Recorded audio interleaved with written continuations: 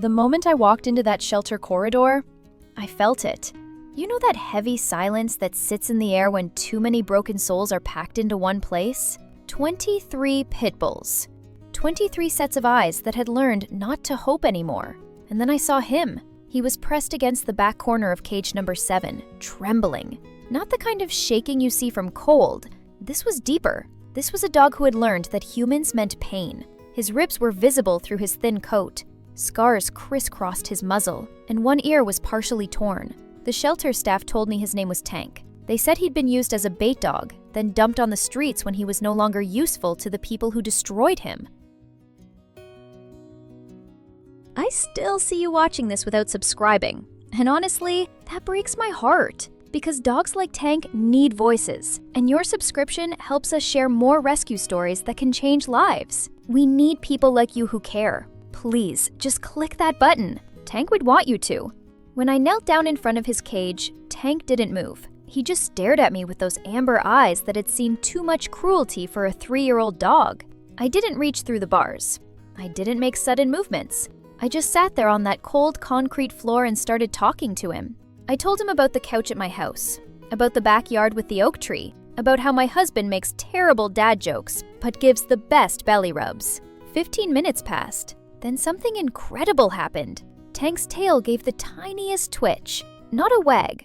Not yet. Just a small acknowledgement that maybe, just maybe, not all humans were monsters. The shelter volunteer Maria opened the cage door slowly. "Be careful," she warned. "He's unpredictable. We've had him for 6 weeks, and no one's been able to touch him." But I wasn't afraid. Fear recognizes fear, and I could see that Tank wasn't aggressive. He was terrified. There's a difference, and it's one that too many people fail to understand when they see a pit bull. I extended my hand, palm down, and waited. Tank's nose twitched. He was processing my scent, deciding if I was a threat. Then, with movements so careful they made my chest ache, he took one step forward, then another. His entire body was tensed, ready to bolt at the slightest wrong move. When his cold nose finally touched my fingertips, I felt tears burn my eyes.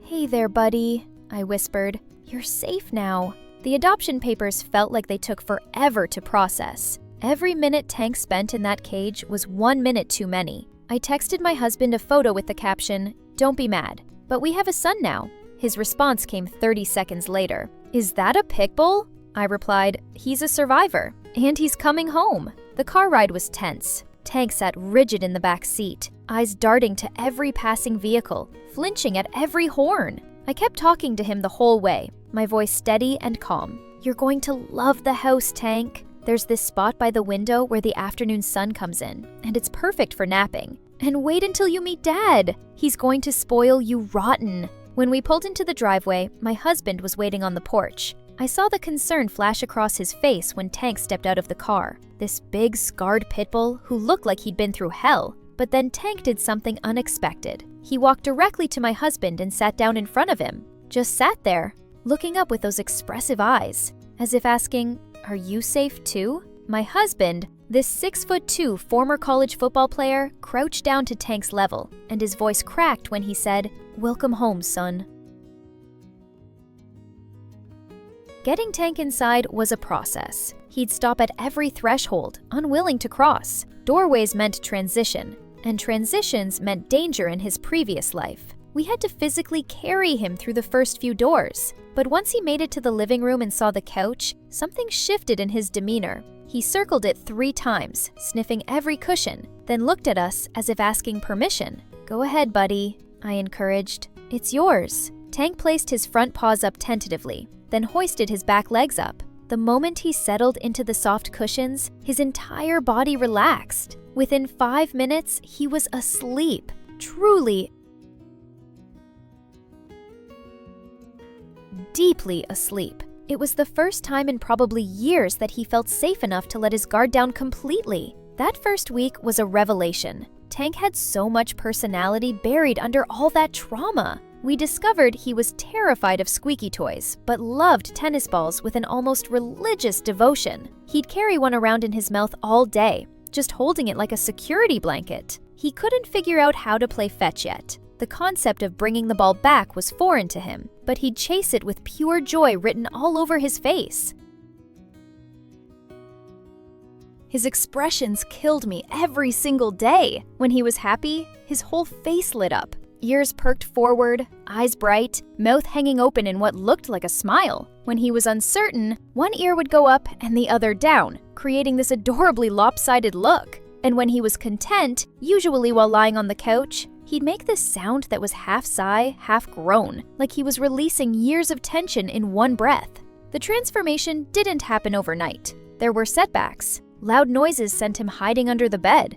Raised voices, even in excitement, made him cower. Men in baseball caps terrified him. We figured his abuser must have worn one. But slowly, day by day, Tank learned what love looked like. 3 months in, we had our breakthrough moment. I was having the worst day. Had lost a major client at work, got a flat tire on the way home, and came through the door feeling defeated. I collapsed on the couch, and before I could even process it, Tank was there. He climbed up, pressed his entire 70-pound body against mine, and laid his head on my chest. Then he did something he'd never done before. He licked my face. Just once, gently, as if saying, "I've got you. You saved me, now let me save you." That's when I understood what rescue really means. It's not a one-way street. Yes, we gave Tank a home, safety, and love, but he gave us purpose, joy, and a reminder of resilience. He taught us that trust can be rebuilt, that trauma doesn't define you, and that love is the most powerful healing force in the world. Now Tank is unrecognizable from that terrified dog in cage 7. He greets every morning by bounding into our bedroom and doing what we call his happy dance, spinning in circles while making snorting sounds that might be the goofiest thing I've ever witnessed. He's learned to play fetch properly, though he sometimes pretends not to understand the rules because he likes making us chase him. He has a collection of 17 tennis balls hidden in various spots around the house. He's become best friends with our neighbor's golden retriever, which shocked everyone who believes the stereotype that pitbulls are naturally aggressive. But my favorite thing? Every single night, without fail, after we've turned off the lights and settled into bed, Tank jumps up and positions himself right between us. He presses his back against my husband and his head against me, and he sighs that deep, contented sigh. In that moment, I know we did something right. We gave a dog who had every reason to hate humans a reason to trust again. Here's what I need you to understand. Tank isn't special because he's extraordinary. He's special because he's ordinary. There are thousands of pitbulls in shelters right now, labeled as aggressive or dangerous, simply because of their breed. They're overlooked, judged, and euthanized at heartbreaking rates. But they're just dogs who want the same thing every dog wants: to be loved, to feel safe, to have a family. So here's my question for you, and I want you to really think about it. Do we judge living beings by their circumstances or by their capacity for love? Drop your answer in the comments. Let's start a conversation that matters.